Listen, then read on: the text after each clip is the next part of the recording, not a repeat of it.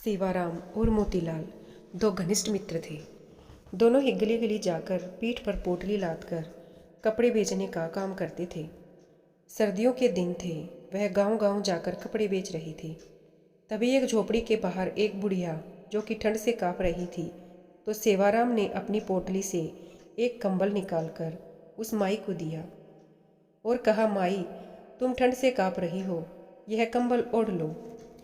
बूढ़ी माई कंबल लेकर बहुत खुश हुई और जल्दी जल्दी से उसने कंबल से अपने आप को ढक लिया और सेवाराम को खूब सारा आशीर्वाद दिया। तभी उसने सेवाराम को कहा, मेरे पास पैसे तो नहीं हैं, लेकिन रुको, मैं तुम्हें कुछ देती हूँ। वह अपनी झोपड़ी के अंदर गई तो उसके हाथ में एक बहुत ही सुंदर छोटी सी ठाकुर जी की प्रतिमा थी। वह सेवाराम को देते हुए बोली कि मेरे पास देने के लिए इसके अलावा और कुछ नहीं है, ये ठाकुर जी ही हैं। इसको तुम अपनी दुकान पर लगाकर खूब सेवा करना, देखना तुम्हारी कितनी तरक्की होती है। यह मेरा आशीर्वाद है। मोतीराम बुढ़िया के पास आकर बोला, अरे ओ माता जी, क्यों बहाने बना रही हो?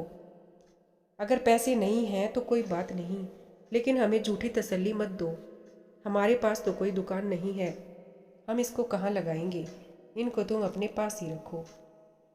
लेकिन सेवाराम, जो कि बहुत ही नेक दिल का था और ठाकुर जी को मानने वाला था, वह बोला, नहीं नहीं माता जी, अगर आप इतने प्यार से कह रही हैं तो आप ये मुझे दे दें, पैसों की आप चिंता ना करें। सेवाराम ने जल्दी से अपने गले में पड़े हुए परने में ठाकुर जी को लपेट लिया और उनको लेकर चल पड़ा। बुढ़िया दूर तक उनको आशीर्वाद दे रही थी। हरि तुम्हारा ध्यान रखेंगे, ठाकुर जी तुम्हारा ध्यान रखेंगे। वह तब तक आशीर्वाद देती रही जब तक कि वह दोनों उनकी आंखों से ओझल ना हो गई। ठाकुर जी का ऐसा ही चमत्कार हुआ। अब धीरे धीरे दोनों की कमाई ज़्यादा होने लगी। अब उन्होंने एक साइकिल खरीद ली। अब साइकिल पर ठाकुर जी को आगे टोकरी में रखकर और पीछे पोटली रखकर गांव गांव कपड़े बेचने लगे। अब फिर उनको और ज़्यादा कमाई होने लगी, तो उन्होंने एक दुकान किराए पर ले ली और वहाँ पर ठाकुर जी को बहुत ही सुंदर आसन पर विराजमान करके दुकान का मुहूर्त किया। धीरे धीरे दुकान इतनी चल पड़ी कि अब सेवाराम और मोतीराम के पास शहर में बहुत ही बड़ी से बड़ी कपड़े की दुकानें और मिलें हो गई। एक दिन मोतीलाल सेवाराम को कहता है कि देखो, आज हमारे पास सब कुछ है, यह हम दोनों की मेहनत का नतीजा है। लेकिन सेवाराम बोला कि नहीं नहीं, हम दोनों की मेहनत के साथ साथ यह हमारे ठाकुर जी की, हमारे हरि की कृपा भी है। मोतीलाल बात को अनसुनी करके वापस अपने काम में लग गया। अब एक दिन सेवाराम की सेहत थोड़ी ढीली थी, इसलिए वह दुकान पर थोड़ी देरी से आया। मोतीलाल बोला, अरे दोस्त, आज तुम देरी से आई हो, तुम्हारे बिना तो मेरा एक पल का गुजारा नहीं, तुम मेरा साथ कभी न छोड़ना। सेवाराम हंसकर बोला, अरे मोतीलाल, चिंता क्यों करते हो, मैं नहीं आऊँगा तो हमारे ठाकुर जी तो है ना।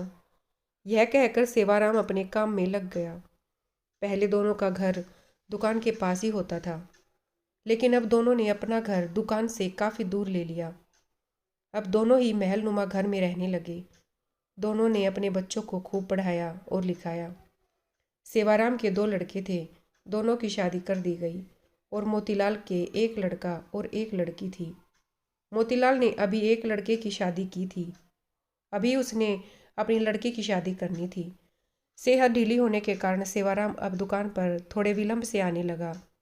तो एक दिन मोतीलाल से बोला, अब मेरी सेहत ठीक नहीं रहती, क्या मैं थोड़ी विलंब से आ सकता हूँ? मोतीलाल ने कहा कि हाँ भैया, तुम विलंब से आ जाओ, लेकिन आया ज़रूर करो, मेरा तुम्हारे बिन दिल नहीं लगता। फिर अचानक एक दिन सेवाराम 12 बजे के करीब दुकान पर आया, लेकिन आज उसके चेहरे पर अजीब सी चमक थी, चाल में एक अजीब सी मस्ती थी, चेहरे पर अजीब सी मुस्कान थी। वह आकर गद्दी पर बैठ गया। मोतीलाल ने कहा कि भैया, आज तो तुम्हारी सेहत मुझे बिल्कुल ठीक लग रही है। सेवाराम ने कहा, भैया ठीक तो नहीं हूँ, लेकिन आज से मैं बस केवल 12 बजे आया करूँगा और 5 बजे चला जाया करूँगा। मैं तो केवल इतनी ही दुकान पर बैठ सकता हूँ। मोतीलाल ने कहा कि कोई बात नहीं, जैसी तुम्हारी इच्छा। अब तो सेवाराम रोज़ 12 बजे आता और 5 बजे चला जाता, लेकिन उसकी शक्ल देखकर ऐसा नहीं लगता था कि वह कभी बीमार भी है। लेकिन मोतीलाल को अपने दोस्त पर पूरा विश्वास था कि वह झूठ नहीं बोल सकता और मेहनत करने से भी कभी पीछे नहीं हट सकता। एक दिन मोतीलाल की बेटे की शादी तय हुई तो वह शादी का निमंत्रण देने के लिए सेवाराम के घर गया। घर जाकर उसको उसके बेटा, बहू, सेवाराम की पत्नी सब नजर आ रहे थे, लेकिन सेवाराम नजर नहीं आ रहा था। उसने सेवाराम की पत्नी से कहा कि भाभी जी, सेवाराम कहीं नजर नहीं आ रहा।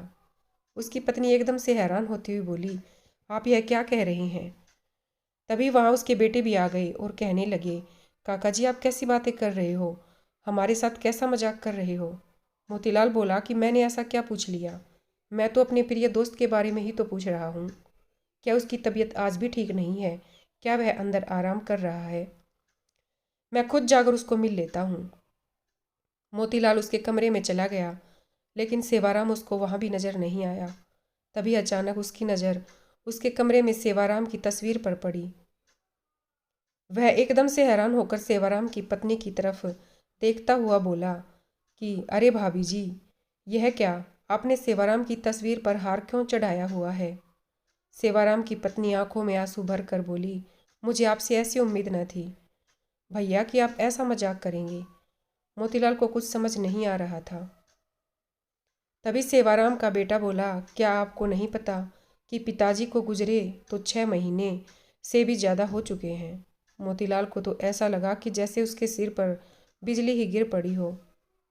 वह एकदम से थोड़ा लड़खड़ाता हुआ पीछे की तरफ हटा और बोला, ऐसा कैसे हो सकता है?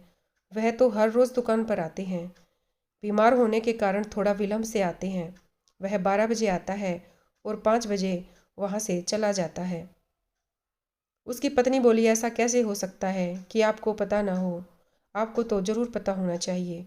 आप ही तो हर महीने उनके हिस्से के मुनाफे के पैसे हमारे घर देने आते हो।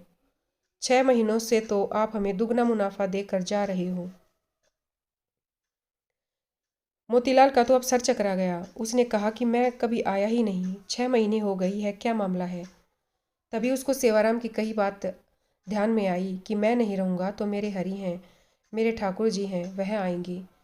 मोतीलाल को जब यह बातें याद आई तो वह जोर जोर से रोने लगा और कहने लगा कि हे ठाकुर जी, हे हरि, आप अपने भक्तों के शब्दों का कितना मान रखते हो, जो कि अपने विश्राम के समय मंदिर के पट 12 बजे बंद होते हैं और 5 बजे खुलते हैं।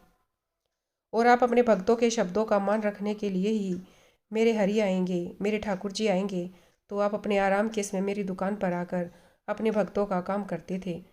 इतना कहकर वह फूट फूट कर रोने लगा और कहने लगा कि ठाकुर जी, आपकी लीला तो अपरंपार है। मैं ही सारी जिंदगी नोट गिनने में लगा रहा। असली भक्त तो सेवाराम था, जो आपका प्रिय था।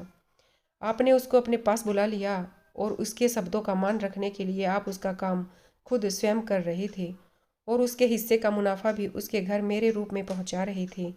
इतना कहकर वह भागा भागा दुकान की तरफ गया और वहां जाकर, जहाँ पर ठाकुर जी जिस गद्दी पर आकर बैठते थे, जहाँ पर अपने चरण रखते थे, वहाँ पर जाकर गद्दी को अपनी आंखों से, मुंह से चूमता हुआ, चरणों में लौटता हुआ जार जार होने लगा और ठाकुर जी की जय जयकार करने लगा। ठाकुर जी तो हमारे ऐसे हैं, सेवाराम को उन पर विश्वास था कि मैं ना रहूँगा तो मेरे ठाकुर जी मेरा सारा काम संभालेंगे।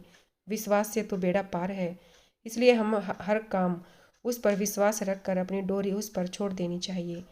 जिनको उन पर पूर्ण विश्वास है वह उनकी डोरी कभी भी नहीं अपने हाथ से छूटने देते।